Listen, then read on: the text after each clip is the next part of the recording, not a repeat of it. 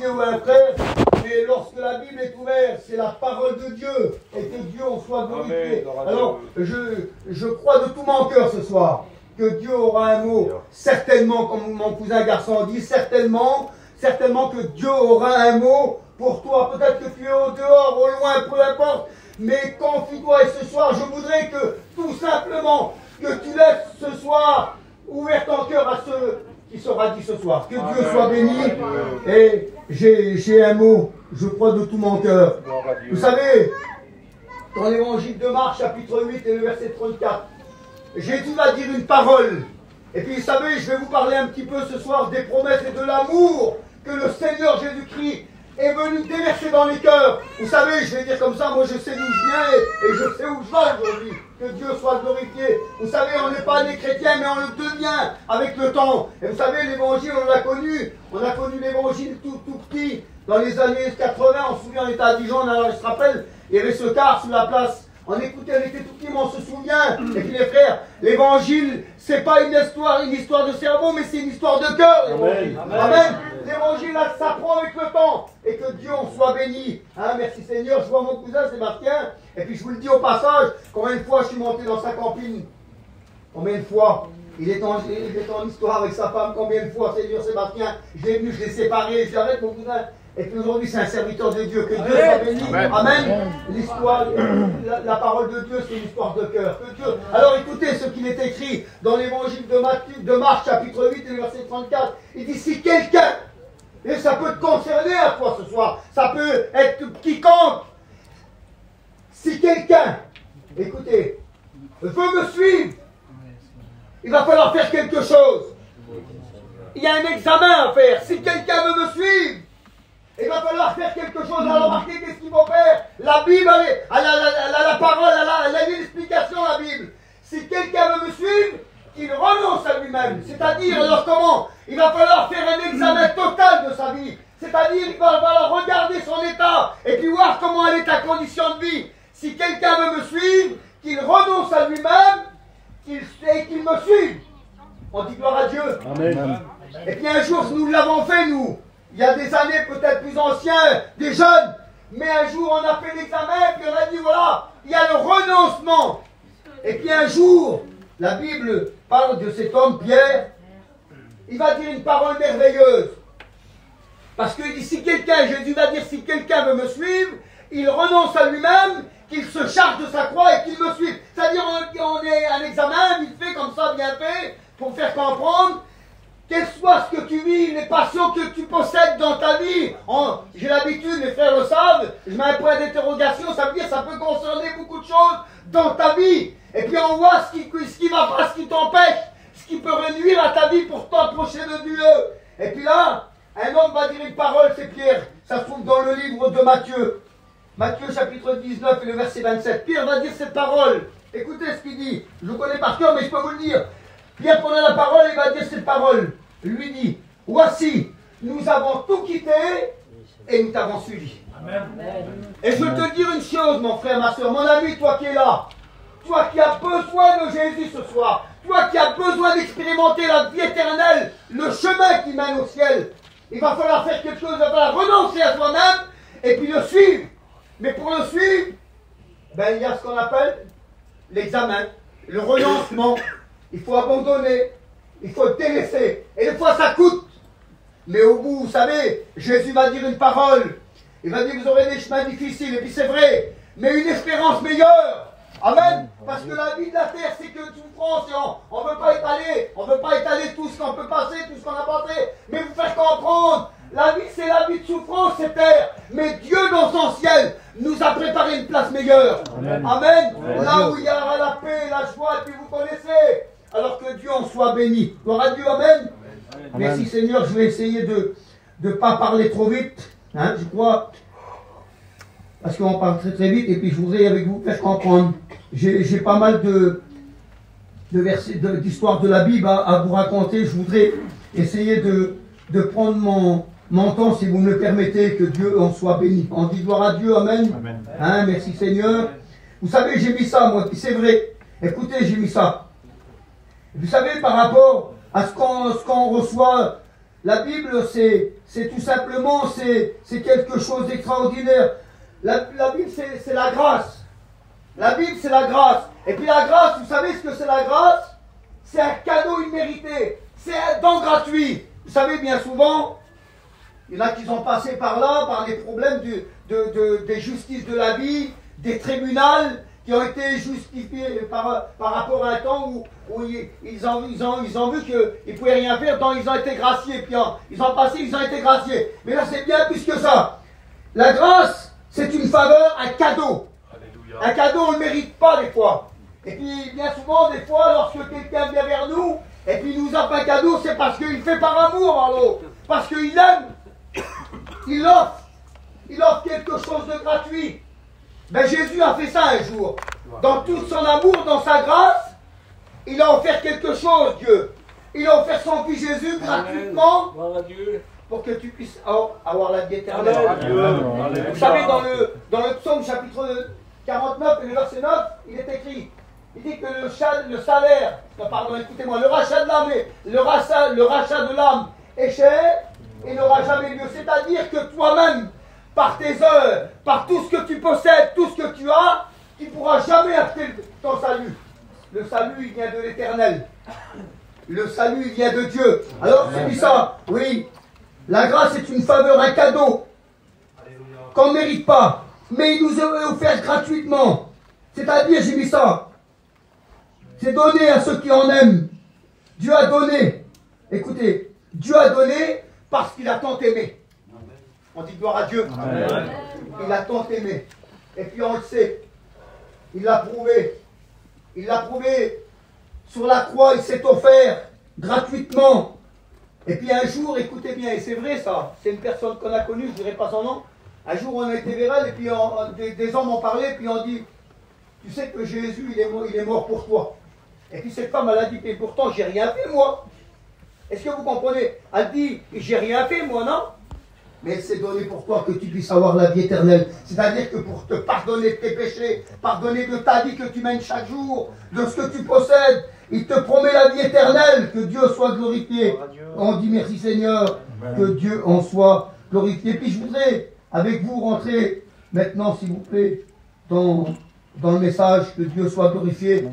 On va voir un petit peu des promesses. Et puis tout à l'heure, un frère, on a touché un petit peu, mais c'est pour faire comprendre que Jésus n'abandonne pas ses enfants, même si on passe par des creusets, même quand on passe par des difficultés. Vous savez, bien souvent on a eu un jour à terre, mais que Jésus nous a toujours relevés. Un jour, Pierre était dans la barque, et puis vous savez, vous connaissez l'histoire, lorsque Jésus est venu, il a marché, et puis au bout d'un moment, il a marché sur les eaux, c'est l'homme qui a pu marcher sur la mer. Et un jour, lorsqu'il s'est enfoncé, il a crié, il a dit, Seigneur, secours-moi. Jésus lui a tendu la main. Et il faut faire prouver que Jésus n'a pas changé. Il est toujours le même, il est toujours là, il est toujours avec nous constamment, il vit avec nous tous les jours, malgré les difficultés. Écoutez ce qu'il est écrit, j'en avais parlé il y a un petit peu longtemps de ça, peut-être qu'il l'a entendu, mais je voudrais le faire rappeler ce soir, hein, que Dieu en soit glorifié. Vous savez, dans le livre de Matthieu, chapitre 18 et le verset 20, il va dire, si 2 ou 3 s'accordent, je suis au milieu de vous. Donc c'est une promesse. Dieu a fait une promesse. Et ces promesses, ben, elles se renouvellent chaque jour. Comme sa bonté, elle se renouvelle chaque jour. Chaque jour, Dieu le promet. Il te promet le ciel. Il te promet l'éternité. Mais c'est à toi de saisir l'occasion. Moi, je ne peux pas le faire à ta place. C'est toi qui vas falloir renoncer à toi-même. Abandonner tout ce qui pourrait te nuire à ta vie. Tes passions, puis vous connaissez. Il n'y a pas besoin de rémunérer. Mais tout simplement, je crois que c'est important que Dieu en soit glorifié. Alors, il va dire, si 2 ou 3 s'accordent, je suis au milieu de vous. Et puis vous connaissez l'histoire, vite fait comme ça au passage. Ben, il a fait un petit peu allusion. Les copains de Daniel, les compagnons de Daniel, lorsqu'ils sont pris parce qu'il y avait une loi qui avait été désignée, on a appliqué une loi, c'est-à-dire que pendant les 30 jours, les hommes n'avaient pas le droit de louer Jésus, il fallait qu'ils se prosternent devant des statues. Et puis, les compagnons de Daniel, eux, ont tout simplement gardé leur foi. Ils ont resté sur leur foi, que Dieu soit glorifié. Et puis, ils continuaient à louer l'Éternel. Et puis, il dit que c'est un jour, les hommes vont les prendre et puis ils vont tout simplement les foutre, les mettre dans la fosse. Écoutez-moi bien, il va les mettre dans la fosse, au lion. Et puis, tout simplement, il va se passer quelque chose. Dans la fournaise. Écoutez bien, il va se passer quelque chose. C'est que là, je vous ai dit, si 2 ou 3 s'accordent, je suis au milieu de vous. Dieu a fait des promesses. Et puis là, lorsqu'on s'aperçoit que ces hommes sont dans ces fournaises, là, il va se passer quelque chose. La Bible dit que l'homme, à la pointe du jour, il va se réveiller. Il va se lever pour aller voir si ces hommes, qu'est-ce qu'ils savaient passer. Et puis tout simplement, il va se passer quelque chose d'extraordinaire. C'est la promesse de Dieu. Amen. Je répète le mot, suivez-moi, si 2 ou 3 s'accordent, je suis au milieu de vous. Amen. Et là, il s'approche de cet endroit-là. Et puis lorsqu'il aperçoit ces hommes, mais il va dire, mais combien d'hommes avez-vous jeté dans cet endroit-là? Mais il va dire, il y en a 3. Mais non, il n'y en a pas 3. J'en vois 4. C'est la promesse de l'Éternel. C'est-à-dire que même si tu traverses le feu, même si tu traverses l'épreuve, Jésus sera toujours continuellement avec toi. On dit gloire à Dieu. Amen. Par rapport à ses promesses. Et puis les promesses, là, c'est toute une étendue. C'est l'amour. C'est l'amour qui surpasse toute intelligence des hommes. Et puis vous allez voir une histoire extraordinaire. Et puis, j'en ai parlé il y a un moment. Vous allez voir, c'est terrible. L'amour, elle représente tout simplement le regard de Jésus. Parce que Jésus a une compassion pour les âmes. Jésus a compassion pour les âmes. Il veut qu'aucun périsse, mais que tous parviennent à la repentance. Vous savez, Jésus a eu le péché, mais il aime le pécheur. On dit gloire à Dieu. Et puis tout simplement, il y a une histoire qui se trouve dans l'évangile de Matthieu, chapitre 19. C'est l'histoire de cet homme, Zachée. Mais écoutez-moi bien, il y a quelque chose d'extraordinaire dans ce que je vais vous raconter de la parole de Dieu. Je me suis aperçu, je dis Seigneur, mais c'est pas possible, c'est tout à fait normal ça. Il dit que Jésus descendait de cette montagne et se dirigeait en direction de Jéricho. Écoutez bien, c'est terrible. Et là, dans cette ville, il y avait un homme qui s'appelle Zachée. Mais lorsque Jésus, vous allez comprendre un petit peu, lorsque Jésus arrive dans cette ville, je m'imagine ça, moi. Combien de personnes qui devaient le suivre? Combien de personnes qui devaient le suivre? Combien avaient des besoins particuliers, là?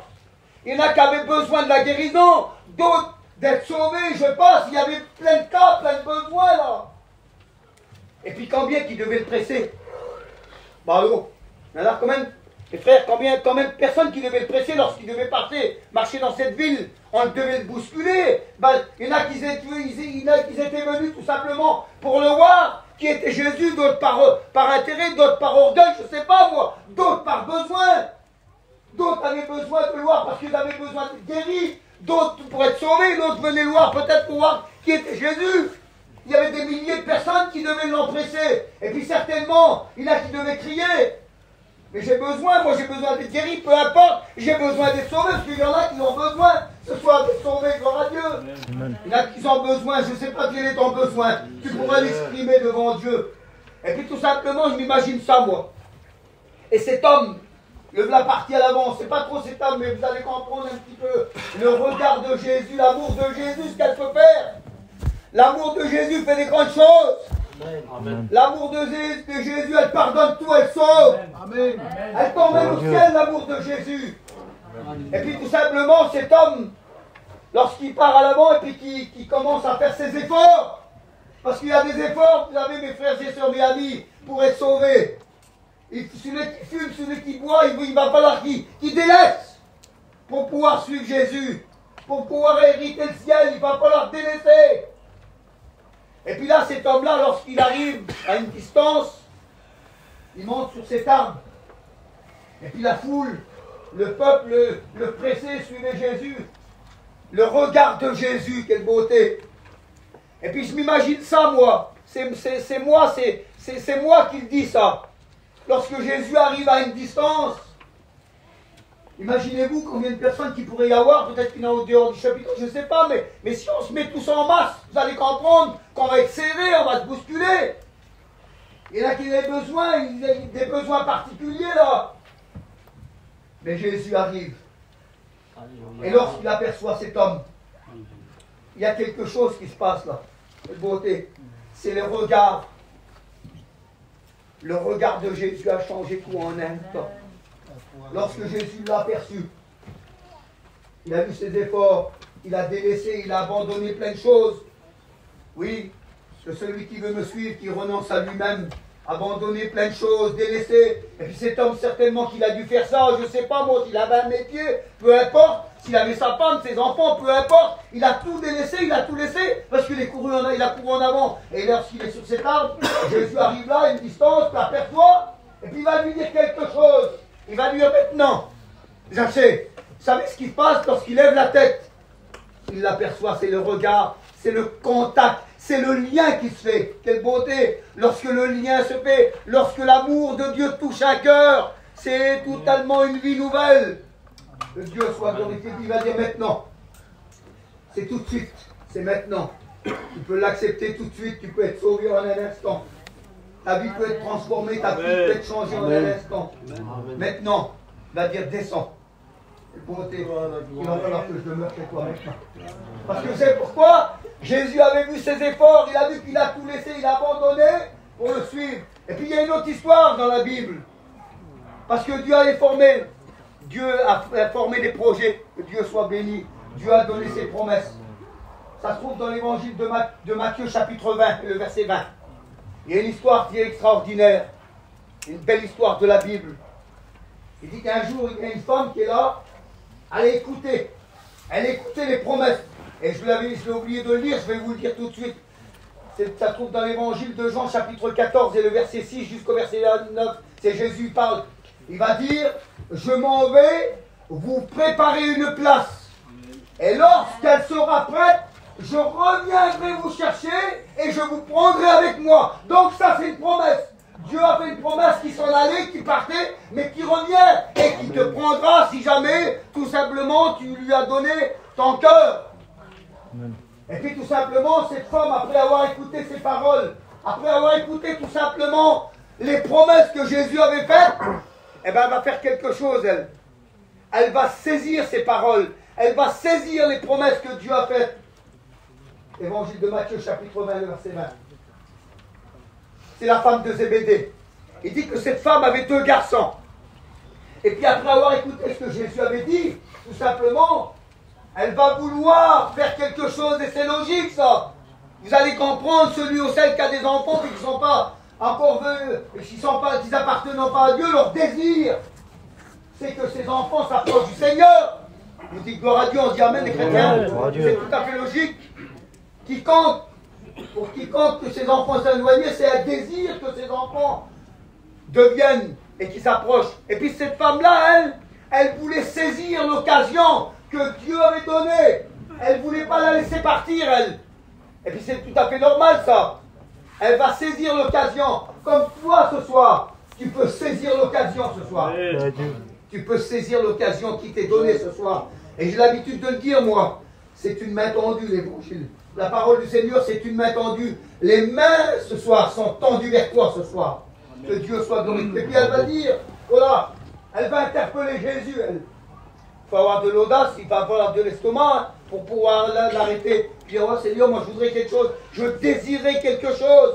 Ben, tu peux faire comme cette femme ce soir, toi. Tu peux avoir de l'estomac et dire, oui Seigneur, moi je n'ai marre, je veux plus vivre comme ça, je veux arrêter, je veux te suivre aussi, moi. Amen. Je veux passer des ténèbres à la lumière, parce que dans l'évangile de Jean, chapitre 6, et le verset 12, il va dire, celui qui me suit ne marchera plus dans les ténèbres, mais il aura la lumière de la vie. Est-ce que tu peux passer des ténèbres à la lumière de Dieu, de la mort à la vie, parce que Jésus nous promet la vie, gloire à Dieu. Amen. La vie éternelle. Or, la vie éternelle, c'est quoi? C'est qu'ils te connaissent, toi, le seul vrai Dieu. Et que Dieu soit béni dans le monde. Il y en a qui se font des dieux, des statues, peu importe. Mais ce soir, le seul Dieu qui peut t'emmener au ciel, c'est Jésus ce soir. On ne peut pas passer par route. D'ailleurs, dans l'évangile de Jean, chapitre 14, plus loin, Jean, chapitre 7, il va dire, celui qui me suit ne marchera plus. Écoutez, dans les ténèbres, mais il aura la lumière de la vie. Mais il dit, celui qui frappe, j'ouvrerai. J'ouvrerai. Jean chapitre 7. J'ouvrirai à celui qui frappe. Et que Dieu soit béni. Ce soir, si tu peux frapper à la porte du cœur du Seigneur, qu'il sauf pas une joie que tu puisses entrer. Quand cette femme, elle est là, et puis il y a quelque chose d'extraordinaire, elle s'approche, elle va dire, Seigneur, je voudrais quelque chose, je voudrais que tu fasses quelque chose. Est-ce que tu voudrais ce soir que Jésus fait quelque chose dans ta vie ce soir? Est-ce que tu voudrais que Jésus fasse quelque chose dans ta vie ce soir? Voudrais-tu passer des ténèbres à la lumière ce soir? De la mort à la vie ce soir? Et que Dieu soit béni. Seigneur, qu'est-ce que je voulais? Ben voilà, mon Seigneur, je veux te demander quelque chose. J'ai deux de mes garçons là. Et puis Jésus m'a dit, oui, qu'est-ce que tu veux? Qu'est-ce que tu veux que je fasse? Ben voilà, je voudrais qu'il y en ait un qui soit à côté, assis à côté de toi, et à droite et l'autre à gauche, quand tu seras dans ton paradis, dans le ciel. Est-ce que vous comprenez un petit peu qu'est-ce qu'elle demandait? Elle demandait pas rien, mais elle dit, mais elle avait raison, elle, vous comprenez? Elle voulait que ses enfants soient sauvés. Amen. Et puis quoi de neuf là-dedans? C'est tout à fait normal. Celui qui a des enfants, c'est son désir de demander au Seigneur, Seigneur, ben oui, moi je veux que mes enfants soient sauvés, moi. Ma famille, peu importe, je ne sais pas moi pour qui. Je ne sais pas pour qui tu peux demander. Et puis Jésus va dire, oui, que Dieu soit glorifié, il est plus réservé à moi, mais c'est mon Père, que Dieu soit béni. Eh bien ce soir tu peux le faire. Que Dieu soit glorifié, quelle heure il est, frère? Que Dieu soit glorifié. Et béni, il y avait encore une histoire ou deux, mais je crois que ça va être trop long. Vous savez, on ne voit pas le temps, mais ça va vite, ça tourne vite, hein, que Dieu soit glorifié. Amen. Juste une histoire, je vais la commenter vite fait, bien fait, si vous voulez faire comprendre qu'aujourd'hui, il y en a combien qui partent en mission? Il y en a combien qui partent en mission, qui suivent 1 mois, 2 mois, 3 mois, 4 mois, et c'est des années, et c'est à répéter, et puis ils savent, ils connaissent, mais ils sont toujours, parce qu'ils sont toujours dans leur même état, ils n'ont pas changé. Dans l'évangile de Luc, chapitre 24, et le verset 13, il est l'histoire de ces deux hommes. Il dit qu'un jour, deux hommes partaient sur le chemin d'Emmaüs. Ils prenaient un petit chemin, une direction, si vous aimez mieux. Peu importe, mais pour faire comprendre, ils sont là, ils sont en train de discuter, eux. Ils se renseignant de tout ce que Jésus avait fait. Alors, qu'est-ce qu'il avait fait? Il avait ressuscité Lazare. L'homme avec la main chère, il l'a purifié, il a ressuscité la vue de l'âme. Et puis on en passe. Et puis combien le centenier qui était malade, peu importe, il a fait des grandes choses. Oui, il a fait des grandes choses, la pêche miraculeuse sur le lac, il a fait combien de choses? Plein de choses, des choses extraordinaires. Alors les gens, ben, t'as vu ce qui s'est passé là? Ben non, ben, t'as vu l'autre là, maman? Il a mis à la réunion, mais pas la peine, changer. Dieu soit glorifié, on dit Amen. Ah oui, l'autre a été baptisé du Saint-Esprit, gloire à Dieu. Ouais, mais toi aussi. Ça fait 3 mois, 4 mois que tu es sur l'émission. 1 an, 2 ans, 3 ans. Et puis tu es toujours pareil, tu te renseignes, mais tu ne changes pas. Tu ne veux pas renoncer à toi-même pour suivre Jésus. Et il va falloir que tu fasses ça, il va falloir renoncer pour être sauvé. Amen. Il va falloir renoncer pour être... Et puis ces hommes-là sont en train de discuter. Qu'est-ce qui se passe? Ils savaient tous. Et puis d'un seul coup, la Bible dit qu'il va se passer quelque chose. Je me dépêche, frère. Je me dépêche. Que Dieu soit glorifié. Il va se passer quelque chose. C'est qu'au bout d'un certain moment, la Bible dit qu'un homme va surgir d'un chemin. Il va déboucher d'un chemin. Et puis il va les interpeller. Jésus peut t'interpeller ce soir. Amen. Jésus peut t'arrêter ce soir, puis demander, oui, tu sais ce que j'ai fait moi? Une chose que j'ai déjà fait dans ton foyer. Combien de fois j'ai guéri tes petits-enfants? Combien de fois j'ai fait ça dans ton foyer, moi? Combien de fois j'ai fait ça dans ta famille, là? Mais comment tu es, toi? Est-ce que tu as fait quelque chose pour moi, toi? Est-ce que tu t'es donné encore? Non, tu es toujours pareil. Alors les hommes là, ils discutaient. Et puis Jésus va déboucher, puis il va s'entretenir avec eux. Et puis il va discuter avec eux. Mais il va dire, de quoi vous entretenez-vous? Et puis là, la Bible dit qu'il est nommé Cléopâtre, va s'arrêter. La Bible dit qu'il va regarder d'un air tout triste, il va le regarder. Mais il va dire, mais c'est pas possible. Mais tu sais pas ce qui s'est passé. Et tu es le seul qui ne sache pas ce qui s'est passé au sujet de Jésus de Nazareth. Alors il nomme en plus, attention, hein, il dit un homme terrible, un homme bon, un homme rempli d'amour, un homme qui a ressuscité mort, qui a guéri, qui a fait ceci, et tout seul, et il voilà 3 jours qu'il est mort.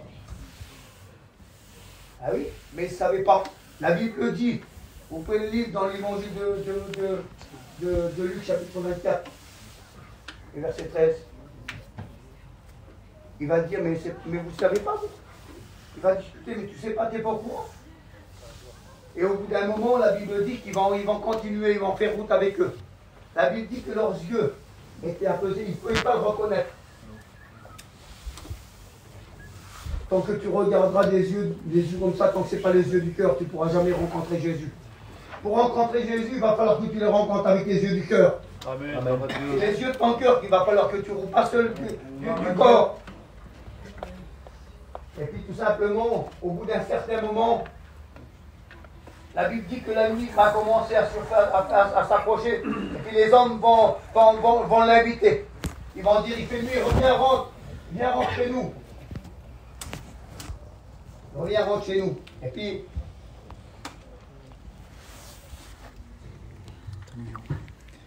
dans l'évangile de Jacques, chapitre 7, verset 5, il dit aujourd'hui, écoutez bien, il dit, soyez patients mes amis, parce que bientôt il vient.